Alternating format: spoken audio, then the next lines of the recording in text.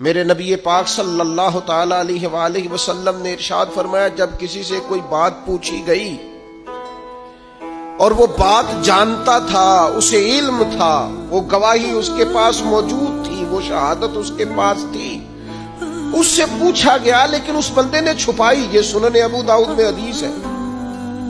اللہ کے محبوب فرماتے ہیں قیامت کے دن اس بندے کے منہ میں اللہ آگ کی لگام ڈال دے گا۔ لو اب تیرے منہ میں لگام ڈال دیا اور وہ بھی آگ کی، اب نہ بولنا، کیونکہ جب حق بولنے کا ٹائم تھا تب تو نہیں بولا، جب تیری ضرورت تھی، جب تیرے کہنے سے